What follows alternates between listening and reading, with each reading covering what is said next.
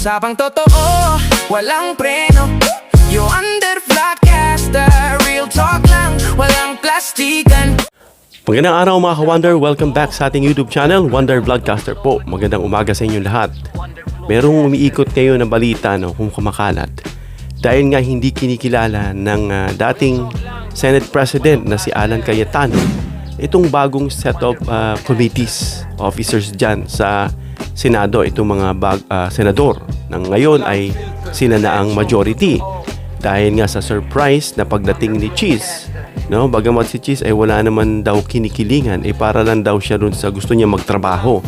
At yun nga, na parang hindi niya nagustuhan itong pamamalakad ni Cayetano, kaya nagdesisyon siyang pumunta para siguro mapalitan na rin itong si Alan Cayetano, mga ka-Wonder.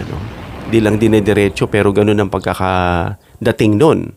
So nagkaroon nga ng bagong set at naging pro tempore itong si Win Gatchalian at siya rin ang acting Senate President. Ang tanong, bakit acting? Sino ba talaga ang tunay pang presidente ng Senado? At itong umiikot mga ka-Wonder, pag-uusapan nga natin pagkatapos ito. Don't forget to subscribe to our YouTube channel, Wonder Vlogcaster. Libre po ang pag-subscribe, 100%. Click nyo lang po yung subscribe button, lalabas yung bell icon, piliin nyo yung all. Marami pong salamat. Dahil meron mga ka-Wonder na kumakalat na usapan ngayon, bagamat hindi kinikilala ng dating majority na ngayon ay minority na, itong grupo nga ni Senator Alan Cayetano, itong naging sesyon kahapon at botohan at mga motion na dahil sila pa rin daw ang legitimate na majority na sinasabi niya at siya pa rin daw ang Senate President nitong Senado, of course. At dahil dyan, mukhang magsasagawa sila ng sesyon ngayong araw. Mukhang magkakagulo yan, dahil meron nang bago na pero hindi niya kinikilala at sinasabi nga nila illegal daw. Ayon dito sa mga eksperto na dating mga Senate President in the likes of Senator Drilon, Senator Coco Pimentel, and other politicians, yung mga UP professors, yung mga UP teachers. Nasabi nila, yung 12, in fact, kasi ang 24 ang senators, minus lang ni Coco Pimentel yung isa, itong si Jinggoy nakakulong, pero hindi niya minus itong si Bato, kasi pwede raw yan. Hindi kasi alam yung whereabouts ni Bato kung nasa loob ng bansa o nasa labas na. So, maari daw bumalik yan, pero alam na natin na fugitive from justice itong si Bato, na kung gagawin niya yan, siya po ay dadakipin. At wala pong malinaw na siya po ay hindi pwedeng makaboto. Hindi ko nga maintindihan kung bakit hindi may paliwanag ng gusto yan. Na hindi pa rin daw naaalis, kumbaga, ang pagkakaintindi ko, yung kanilang karapatan bilang mga senador. Itong si Jinggoy at saka itong si Bato. Kaya nga sabi ni Jinggoy, hindi na raw siya tatanggap. Ang pagkakasabi ng ibang analyst, talagang mapuputol na dahil kinasuhan daw siya. Deprived, PDL nga, person deprived of liberty. May mga paliwanag sila dyan na hindi ganun kalinaw kung talaga bang dapat pang tumanggap. Itong si Bato kasi tumatanggap pa rin. So parang medyo dapat talagang baguhin na ang ating constitution, mga ka-Wonder, para maging maayos yung mga butas na nakikita natin.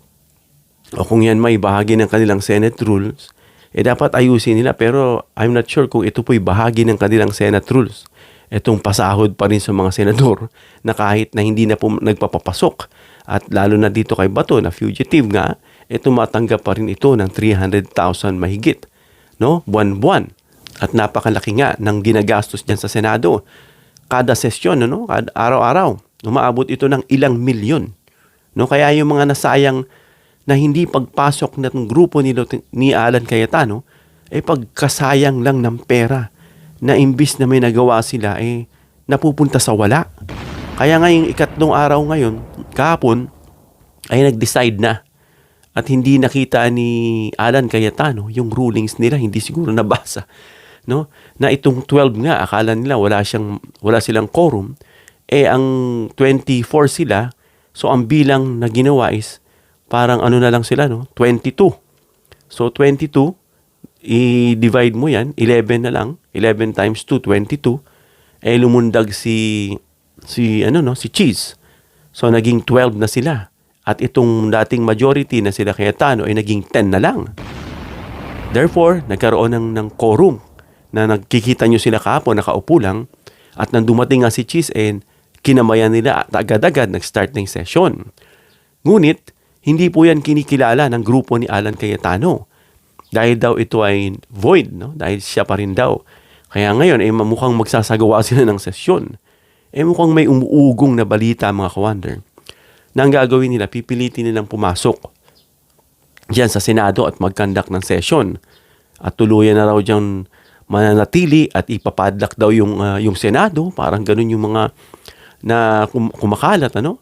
At mag-vigil sila diyan, gaya ng hiningi niya na prayer vigil daw, na humingi ng simpatiya sa mga supporters at tulungan, at mukhang uulitin itong nangyari diyan sa Kongreso, no? Na pinadlock niya. At doon nga nagsesyon sa Celebrity Sports Plaza. At nung magkaroon na ng bagong House Speaker, nag-relinquish din siya. Nag-yield din siya, mga ka-wonder. At humingi din siya ng tawad, ng gulo lang. No? Mukhang ganun din ang gagawin dahil nga hindi niya kinikilala ito. Pero ito po ay kinilalang legal. Ano? Dahil ang tinutukoy doon na kapag boboto kayo para palitan yung Senate President, ay kailangan talaga ibabase nyo dun sa 24 na bilang, kahit na mabawasan pa yan ng 2. Yun po kasi sinasabi, 2/3. Samantalang dito, sa 12 sila, nagkaroon sila ng quorum, ayon sa kanilang rules, pwede nang mag-declare ng vacant itong si Tito Sen, na bakante lahat ng posisyon kasama ang pagiging Senate President. Pero mga ka-wonder, wala pa rin silang official na Senate President. Kaya nga ang term kay Win Gatchalian ay acting. Kay acting Senate President, siya rin ang pro tempore na elect, ano? At nagbigay na nga siya ng kanyang oath. Samantalang si Cayetano ay former Senate President. So ibig sabihin, bakante ang posisyong Senate President. Pero yung pababa mula pro tempore hanggang dun sa ibang mga committee ay nilagyan na po. At paano kaya makakapasok itong sila Alan Cayetano ngayong araw, no? Kung inutos ni Win Gatchalian ang mga office staff ngayon na binigyan niya nga ng memo, at doon bago niya i-close, i-adjourn, no? Na-adjourn na kasi si Nidie, ang babalik ito, in fact, dito sa June 27, no? June 27, mga ka-wonder. At ito po ay nag-coincide dito sa second session, ano? Second session ba yan? Ng Kongreso, tama, second session ng Kongreso, na sabay din ng State of the Nation address ng Pangulong Marcos. So sabay-sabay silang tatlo, no? Para gawin itong kanilang mga aktibidades diyan sa Kamara at dito sa Senado, at yung State of the Nation address ng Pangulo. Nagkasabay-sabay. Dati parang ganoon din yung nangyari, ano? So itong si Gatchalian is acting, at itong mga bagong Sergeant at Arms na, bago na, mga ka-wonder, tinanggal na yung dati. At itong secretary nga na nag-refuse na magbasa. No, actually, anyone naman from the members of the Senate can actually read or can actually call a roll, no? Kahit sino. So, ang ginawa lang, so inutusan lang itong Secretary for Legislative. So, nagkaroon ng roll call kahapon at nagkaroon ng quorum. Pagkatapos bilangan, 12 sila at nagkaroon sila ng sesyon at nagkaroon ng motion, at sinabi ni Win Gatchalian na kung anong dahilan na itong si Cayetano ay nag-fail, ikatlong araw niya, na talagang ito ay paglabag na, mga ka-wonder.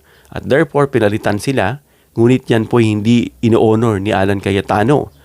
At malamang, antayin natin mamaya kung anong mangyayari. Yun nga ang sinasabi, pipilitin. Paano mo pipilitin at magkakasesyon? Wala nga. Work from home nga ang ginawang memo ni Win Gatchalian dito sa mga workers, no? Sinabi niya na ang dahilan, mga ka-wonder, ng work from home ngayong July 4, no, ito ay mamanatili ang neutralidad ng bureaucracia sa Senado. No, siyempre, dahil nga naman sila na yung bago, at kahit di niya kinikilala, baka pumunta itong mga ito mag-conduct ng session, walang magsusulat ng minutes, walang record, no? Walang mga staff dahil work from home, paano sila magkakandak. Parang yun nangyari sa sinabi ni Senator Drilon dito kay Blas Ople na magkakandak sila. So walang nagsulat ng minutes. So paano ka makakapag-grant niyan sa susunod na session kung wala naman, o paano ka makakapag-start niyan ng another session sa susunod kung walang minutes of meeting. So mautak din itong grupo ni Tito Sen dito kay Win na pina-work from home nga itong mga staff, at may iwan dyan yung mga sergeant at arms na siyang pipigil kila Alan Cayetano if ever na magpumilit sila at pumasok dyan sa Senado ngayon, dahil kinikilala nga nila na sila pa rin ang totoo at lehitimong mga majority, at parang void itong kila Win Gatchalian, mga ka-wonder. So isa pa dyan, mabigyan daan daw ang reorganization ng mga committee sa ilalim ng bagong chairperson. Sila nga, no? Itong sila Win Gatchalian.